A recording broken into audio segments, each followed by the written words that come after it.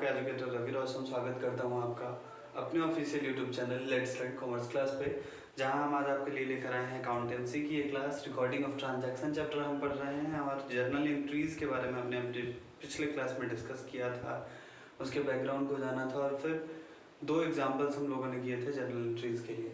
तो आज बेसिकली इस चैप्टर में हम क्या क्या करने वाले हैं, इस सेशन में क्या क्या कवर अप करने वाले हैं, ये जानने से पहले अगर आप हमारे चैनल पर नए हैं तो चैनल को सब्सक्राइब कर लें, बेल आइकन प्रेस कर दें ताकि आप कोई भी क्लास मिस ना करें।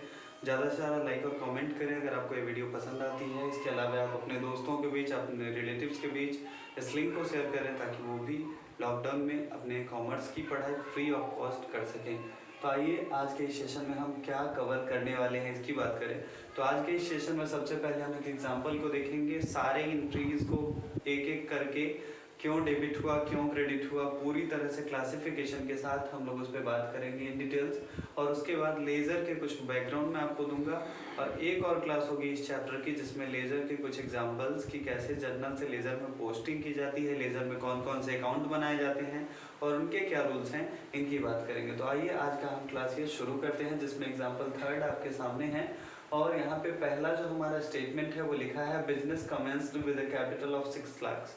6 लाख के पूंजी के साथ एक व्यापार शुरू किया गया। इसके लिए आपको जर्नल एंट्री पास आउट करना है। तो आइए देखते हैं क्या जर्नल एंट्री पास आउट होगा इसके लिए। तो पहला एंट्री यहाँ पे सबसे पहले परफॉर्मा जो है वो सही होना चाहिए, इस पे भी नंबर मिलता है। तो परफॉर्मा में पहले डेट का कॉलम होगा।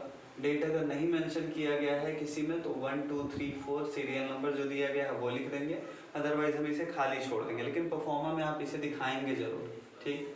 पार्टिकुलर में हम बेसिकली जो भी एंट्रीज होते हैं उनका डेबिट कौन सा पार्ट है, क्रेडिट कौन सा पार्ट है और नरेशन, ये सारी चीज़ें मेंशन करते हैं। ये लेज़र फॉलियो का कॉलम होता है जो हम कह सकते हैं कि एक स्पेशली नंबर होता है। हालांकि ये ज़्यादातर जगहों पे खाली छोड़ा जाता है, लेकिन प्रैक्टिकली जब अकाउंट को यूज़ करोगे आप, जब अकाउंटेंसी एज एन अकाउंटेंसी को यूज़ करोगे तो वहाँ पे लेज़र फॉलियो का काम आएगा। वहाँ पे क्या काम आएगा कि ये वाला नंबर और वहाँ पे बना होता है लेज़र अकाउंट में जर्नल फॉलियो, वो नंबर दोनों मैच करेगा। इसी कारण से जब कभी किसी तरह की दिक्कत आएगी, क्रॉस चेक करने की ज़रूरत होगी, तो इस नंबर की मदद से हम खोज पाएंगे कि हमारा ट्रांजैक्शन जो है वो कहाँ पे और किस दिन किस तारीख को किया गया। तो हम कह सकते हैं कि एक आइडेंटिफिकेशन मार्क है, एक यूनिक नंबर है जो हर एंट्री को प्रोवाइड किया जाता है। यह लेज़र फॉलियो। अमाउंट के 2 ब्लॉक होते हैं। पहला जो कॉलम होता है वो डेबिट DR यहाँ लिखा है और दूसरा अमाउंट का क्रेडिट CR यहाँ लिखा है। तो आइए अब शुरू करते हैं। पहला एंट्री जो पास आउट होगा बिजनेस स्टार्ट करने का, हमने पिछले 2 एग्जांपल में भी इस एंट्री को पास किया है। Cash account debit to capital account. एक रूल हमने बताया था आपको शुरू में ही कि कैपिटल जब इंक्रीज करता है तो उसे हम क्रेडिट कर लेते हैं, तो उसी रूल के अकॉर्डिंग कैपिटल यहाँ क्रेडिट हो गया और कैश जो है हमारा डेबिट इसलिए हुआ क्योंकि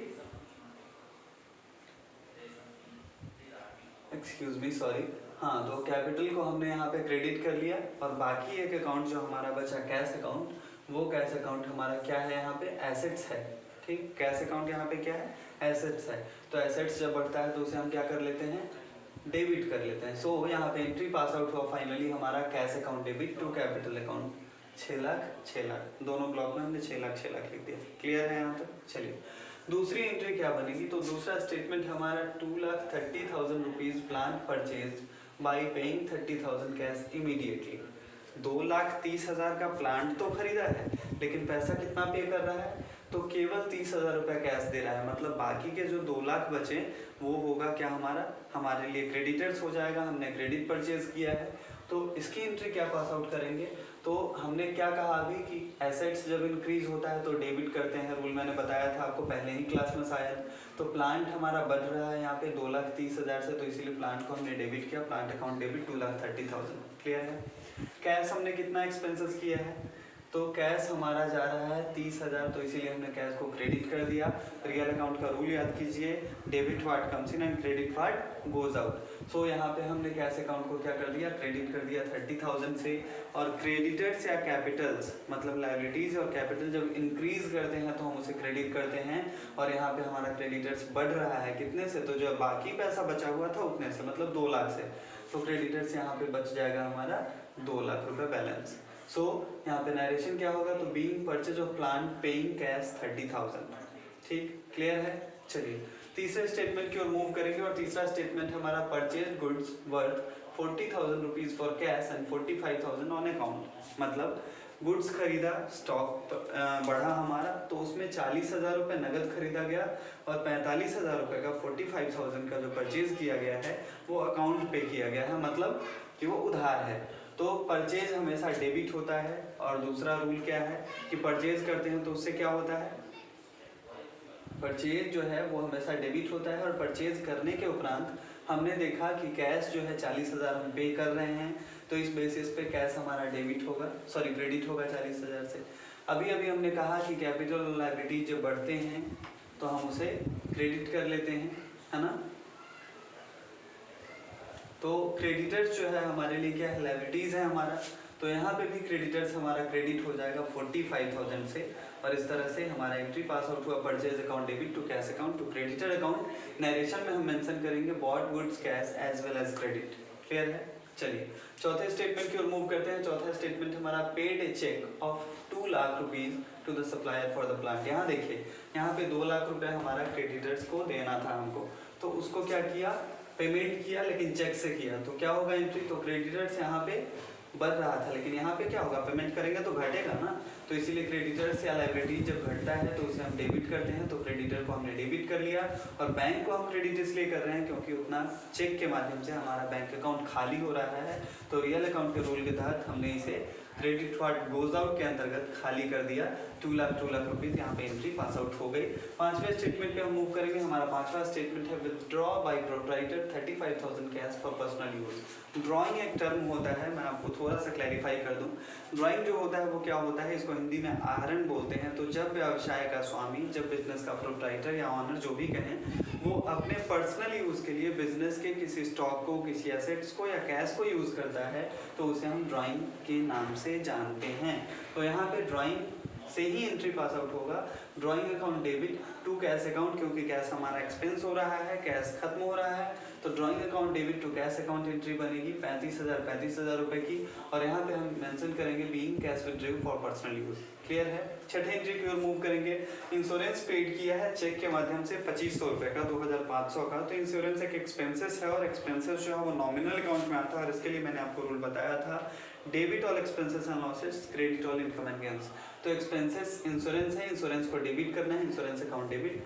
और बैंक जो है बहुत सारा हमने एंट्री कर लिया। अभी अभी बात हुई थी कि रियल अकाउंट के अंतर्गत जब कैश या बैंक एक्सपेंस होता है उसका, तो हम क्रेडिट कर लेते हैं। सो यहाँ पे insurance account debit to bank account 2,500 और नरेशन क्या बनेगा, being insurance paid by check.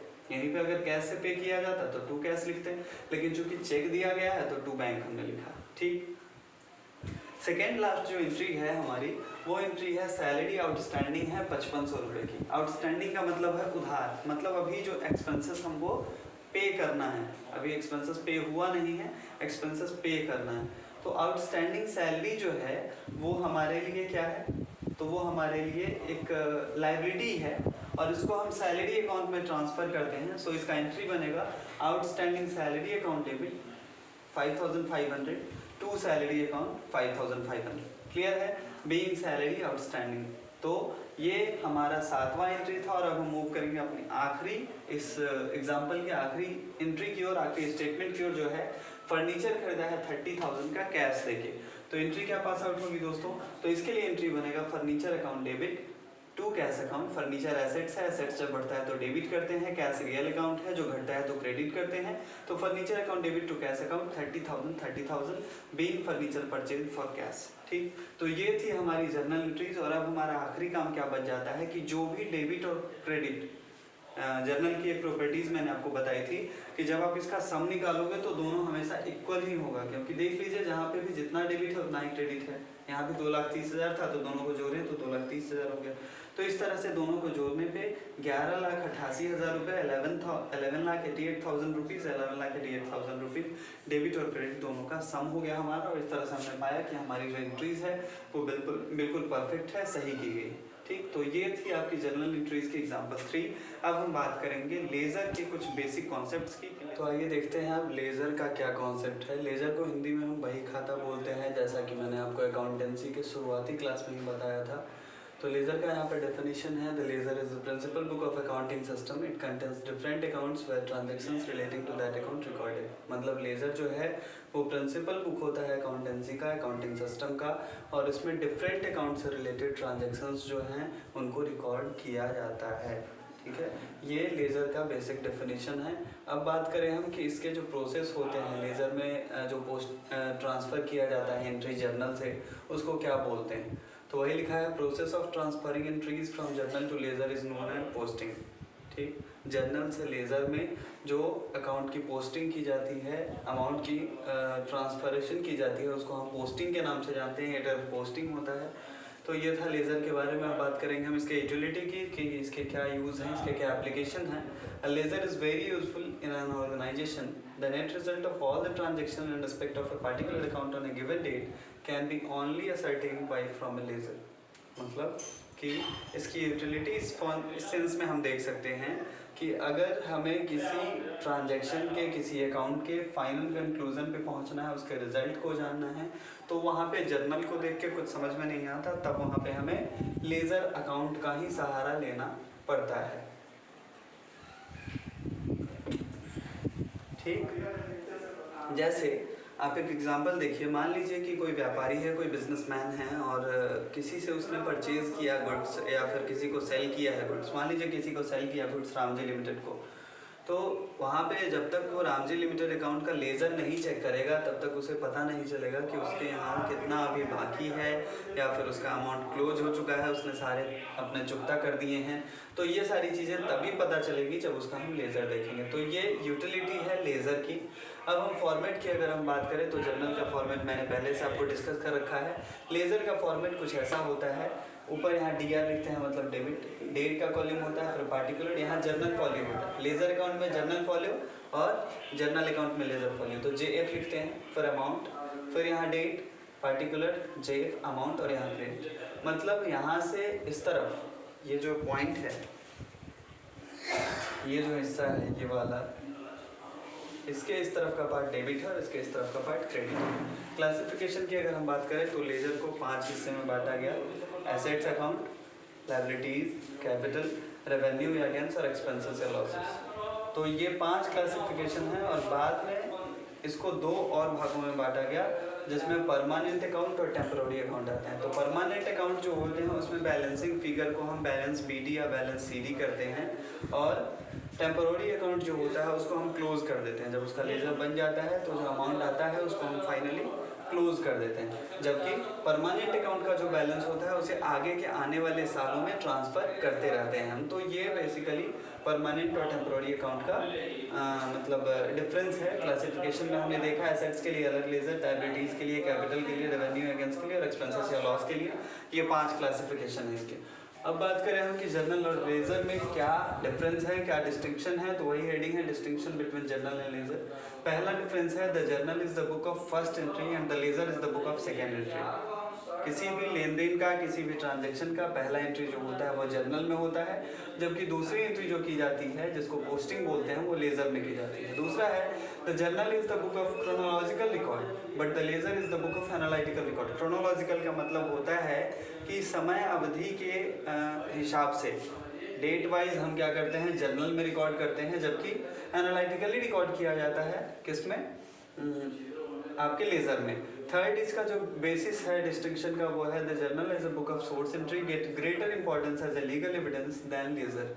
Legal evidence में जर्नल को ज़्यादा तवज्जो दी जाती है, जर्नल को ज़्यादा इंपॉर्टेंस दी जाती है लेज़र की तुलना में। चौथा है, transaction is the basis of classification of data with in the journal and account is the basis of classification of data with in the laser. Journal में क्या होता है, ट्रांजैक्शन होता है बेसिस, रिकॉर्ड जो हम करते हैं उसका बेसिस क्या होता है, ट्रांजैक्शन की, कौन सा ट्रांजैक्शन है, उसके नेचर को पहचानते हैं, किस तरह का है, और उसके बाद उसको हम ट्रांसफ़र कर देते हैं। लेकिन लेज़र में क्या होता है, लेज़र का बेसिस जो होता है वो जर्नल होता है, हम वहाँ से पोस्टिंग करते हैं सीधा। पांचवा है कि रिकॉर्डिंग जो होती है जर्नल में, उस प्रोसेस को हम जर्नलाइजिंग बोलते हैं, और रिकॉर्डिंग जो होती है लेज़र में हम हम पोस्टिंग बोलते हैं वही लिखा है। Process of recording in the is called journalizing, but process of recording in the ledger is known as posting. Clear है? तो ये था हमारा लेज़र का कॉन्सेप्ट कि लेज़र क्या होता है। अब हम बात करें प्रैक्टिकली इसको कैसे हम यूज़ करते हैं। तो पोस्टिंग फ्रॉम जर्नल देखिए कैसे होता है। जैसे यहाँ पे 3 जर्नल एंट्रीज हैं, मैंने यहाँ पे परफॉर्मर नहीं बनाया। पहला एंट्री है आपका cash to capital account 5 lakh. दूसरा एंट्री है आपका purchase to cash account, purchase किया है यहाँ पे 20,000। और तीसरा जर्नल है आपका cash account debit to sales account, यहाँ पे कैश सेल्स हुआ है 80,000 का। अब मान लीजिए कि हमको जर्नल से लेज़र बनाना है, तो लेज़र कैसे बनाएंगे सो देखिए। तो लेज़र में हम क्रॉस ट्रांसफ़र करते हैं। क्या करते हैं? Cross transfer. तो सबसे पहले इसका हेडिंग होगा, जैसे हमने पहले कैश अकाउंट बनाया तो कैश अकाउंट का हेडिंग होगा। अब हमें देखना है कि कैश अकाउंट कहाँ कहाँ है। तो देखिए कैश अकाउंट यहाँ है, तो कैश अकाउंट के साथ यहाँ क्या लिखा है? To capital account. तो जिसका भी लेज़र होता है, जैसे कैश अकाउंट का ये लेज़र है, तो इसमें हम कहीं कैश की चर्चा नहीं करेंगे क्योंकि ये तो ऑलरेडी कैश अकाउंट है। तो देखिए कैसे बनाएगा। तो cash account debit to capital account, तो यहाँ तो कैश अकाउंट लिखा ही है, टू में हम लिख देंगे सीधे कैपिटल अकाउंट 5 लाख। ठीक। अब देखेंगे फिर अगली बार कहाँ है कैश, तो यहाँ पे है कैश परचेज टू कैश। ठीक। तो यहाँ पे तो 2 में कैश है, तो हम सीधे क्या करेंगे, बाई में इसको लेके आएंगे, बाई परचेज अकाउंट। ठीक। बाई परचेज अकाउंट करेंगे 20,000 सॉरी। तो जहाँ पे भी डेबिट होगा कैश, वहाँ पे टू कैपिटल इस तरह से, या फिर जो भी होगा वो लिखेंगे। जैसे यहाँ पे 2 सेल्स था तो यहाँ 2 सेल्स हमने लिख दिया। लेकिन जहाँ पे क्रेडिट होगा वहाँ पे बाई करके जो अमाउंट होगा और जो उसका मतलब जो उससे रिलेटेड टर्म होगा वो लिखेंगे। जैसे यहाँ पे बाई परचेज, समझ में आ गई बात। यहाँ से बाई परचेज हमने ट्रांसफ़र किया। फिर यहाँ पे देखिए कैश टू सेल्स, तो यहाँ पे 2 सेल्स है, हम यहाँ पे 2 सेल्स लिख के 80,000 कर देंगे। तो हम अब हमने देखा कि यहाँ पे 2 लाख है, सॉरी यहाँ पे 2 लाख है, और यहाँ पे मात्र जोड़ने पे 50,000 और 80,000 को आप जोड़ोगे तो 130 आएगा। तो बाकी जो रेस्ट अमाउंट बचा 70,000, उसे हम बैलेंस सीडी के नाम से गिराते हैं। टू बैलेंस सीडी, मतलब इतना पैसा अभी हमारे कैश अकाउंट में बचा हुआ है। ठीक। अब यहाँ पे हम इसको क्लोज कर देंगे, 2 लाइन खींच के 2 लाख काम खत्म। तो इसी तरह से फिर हम परचेज अकाउंट की, उसके बाद सेल्स अकाउंट का अलग अलग लेज़र बनाते हैं। तो ये था पोस्टिंग कैसे करते हैं हम जर्नल से लेज़र में। अब अगले क्लास में आपको एक या 2 एग्जाम्पल देके क्वेश्चन सॉल्व करके और ज़्यादा इस चीज़ को क्लियर कर दिया जाएगा। Thank you very much for watching this video. आज के क्लास में इतना ही। अपना ख्याल रखिए। All the best and have a nice day.